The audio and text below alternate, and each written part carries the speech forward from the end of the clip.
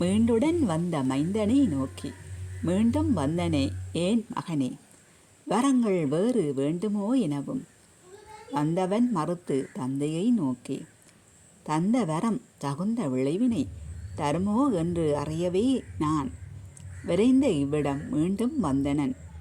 விரைவுடன் உமதுடல் தழுவி பார்த்து, வரத்தின் தரத்தினை அறிவே நின்று வலியோன் கூறி பிரமனை நெருங்கிட, மலரில் அமர்ந்தோன் தினமது கொண்டு மத களித்தோன் உன்னை வரைத்திடுக என்று சபித்து தன்னிடம் விட்டு நீங்கினான்.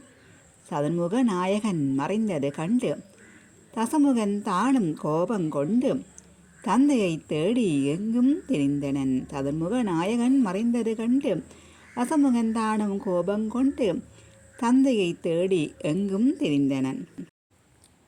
நான்முக நாயகன் பாற்கடல் சென்று நாரடன் தன்னிடம் நடந்தவை நவின்றான். நாமகள் துணைவனும் திருமகள் துணைவனும் நாமினி செய்வது யாதென ஆங்கு சிந்தனை கொண்டு ஆராயும் வேளை சிந்தூர அசுரன் அவ்விடம் வந்தான். நாமகள் துணைவனும் திருமகள் துணைவனும் நாமினி செய்வது யாதென ஆங்கு சிந்தனை கொண்டு ஆராயும் வேளை சிந்தூர அசுரன் அவ்விடம் வந்தான். அரவிந்த நயனனை கண்டு வெகுண்டு அரை கூவி போருக்கு அழைத்தான். மாயவன் மலர்ந்த முகமது காட்டி, மாமலை போலும் வலிமை உடையோய், ஒத்த உருவும் ஒத்த உரமும் ஒன்றாய் உடையோர் பொருதுதல் முறையாம்.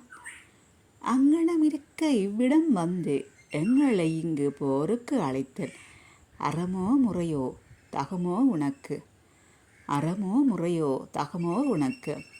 மரளியே காலால் உதைத்த காலன் குளிர்ந்த கைலையில் வாழுதல் கான், களிப்புடன் அவருடன் செய்திடு போர் என்று மாலவன் உரைத்திடக் கேட்டு சென்றனன் சிந்தூரன் கைலை நோக்கி, சென்றனன் சிந்தூரன் கைலை நோக்கி.